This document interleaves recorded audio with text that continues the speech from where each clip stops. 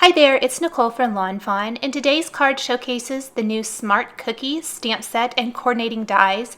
This is a darling mini stamp set. It's got the cute cookie image, some faces, a graduation cap and diploma, and of course the great greetings.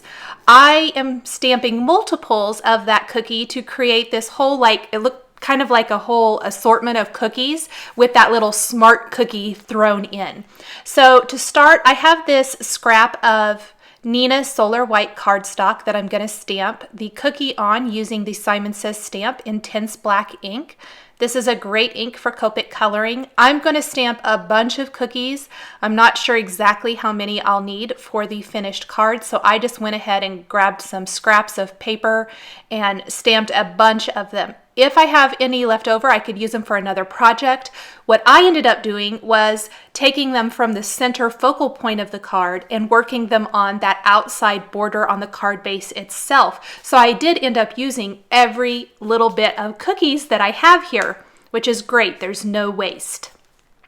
On one of the cookies, I stamped the little, more of the boy image, I would say, with glasses. There's two different ones, a boy and a girl. And then I'm simply going to color in my cookies with Copic markers. So here is the color combination I'm using is E40, 344, and 47.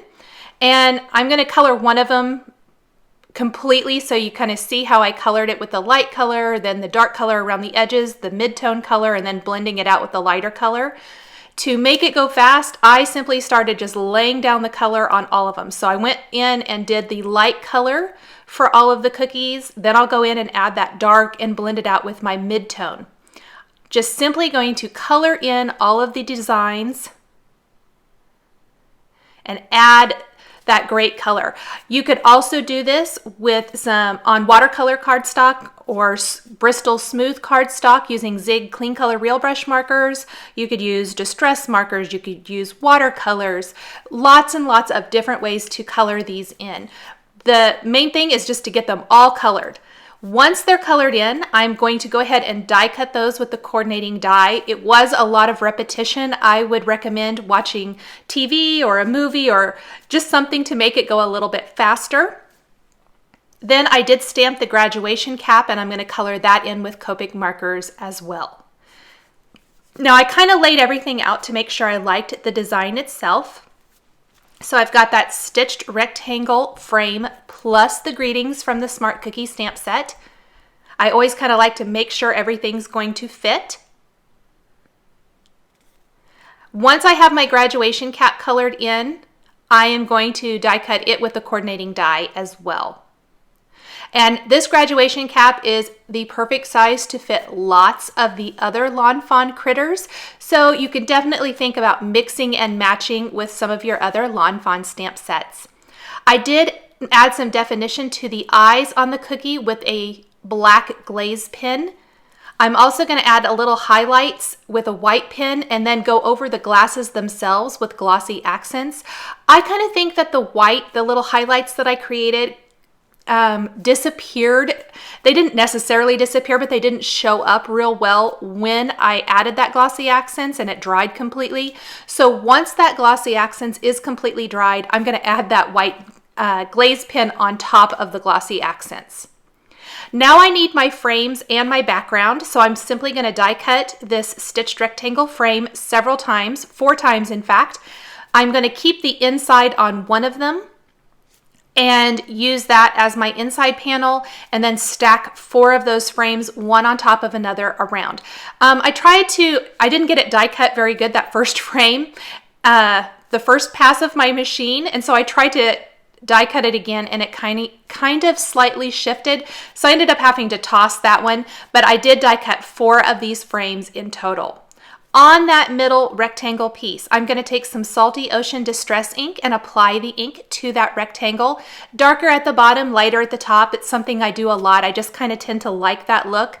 One thing about the blotchy look on smooth cardstock, I have found you do want to blend it out as best you can, but one thing I've found is as the ink dries all the way, it really does kind of smooth out, absorb into the paper, and it just smooths and you don't see those lines from the ink blending tool near as much.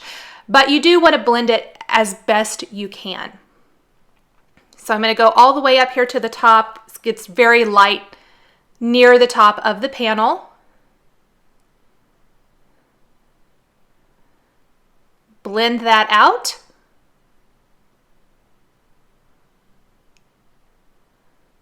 Once that is completely inked up, I'm going to take a little picket fence distress paint, put it on an acrylic block. Oh, pardon me. First, I am going to stamp my greetings. So I've got my 2 phrases from the Smart Cookie stamp set. I'm going to line those up, pick them up with my acrylic block. The first time I did that, I did not get them lined up very well. I could just eyeball it and see that it wasn't lined up. So I'm going to line them up again, pick them up with my acrylic block, ink them up with some black ink, and I'm going to stamp that on my background grid paper just to make sure that it's lined up well, it's going to stamp good, and then I'll stamp it right there on my background, kind of near in the top 1/3 of that rectangle. Then I'll take my picket fence distress paint and I'm simply going to water that down with a little water, take a small paintbrush and add some flecks of paint to that background. Add a little bit of distressing. Definitely don't need any near the bottom of this panel simply because that's where all those cookies are going to go. I'm going to let that completely dry. Add those white glaze marks to the glasses because the glossy accents is dry now. And I am ready to start attaching the cookies to this panel. And I want to overlap them. I definitely don't want them to look very uniform. I want little bits and pieces here and there. I'm going to trim off the excess here of the cookies because all of those little bits and pieces can be used. You can see I'm going to attach a couple of those little pieces along the side, along the bottom edge. Just kind of fill them in wherever I can. You're going to get the most out of all of those little pieces. So I'll add that tiny one right there. I just want them to kind of all look overlapped, almost like it's a bunch of like maybe little mini chocolate chip cookies inside of a little bag or something like that. So I'll keep working to overlap them. Once I have that bottom area filled in completely, I did want to add a couple of them along the top edge there. Just going to trim off a little excess. Overlap a couple of them up above the greeting. Trim off a little bit more. It's kind of a work in progress. Add the graduation cap to the Smart Cookie. So stinking cute. I just love it. And then I want to add a little pink to the cheeks. The first marker I used was a little too light, so I am going to move on to R20 and darken up the cheeks a little bit with that. And then blend that anything out that I need to there with a little E43 if necessary. And then my middle panel is pretty much ready to be, or it's pretty much finished. So I'm simply going to take a white card base now. This is a top fold card base. Adhere my center panel, and then I'm going to draw a little line of glue with the Zig glue pen around all 4 sides and stack the frame around the edge one on top of another. So just simply add a layer of glue on each one until I have it all the way stacked. Now, as I was doing this, I realized I really needed to probably add a couple of the cookies along the edges if they were going to be underneath the frame. So I did that real quick. Again, trimming off excess because any of those little excess pieces can be reused, and that's going to be able to fill in all the edges of my card. Trim off a little bit of that one. The glue had already dried. And then I will go ahead and finish gluing those remaining 2 frames.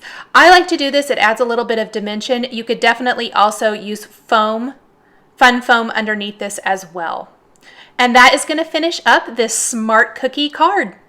Thanks for joining me for this Lawn Fawn card showcasing the Smart Cookie stamps and dies. The supplies I've used are listed and linked below the video here on YouTube. Here are a couple more Lawn Fawn videos you might be interested in. Thanks for watching, and we'll catch you next time.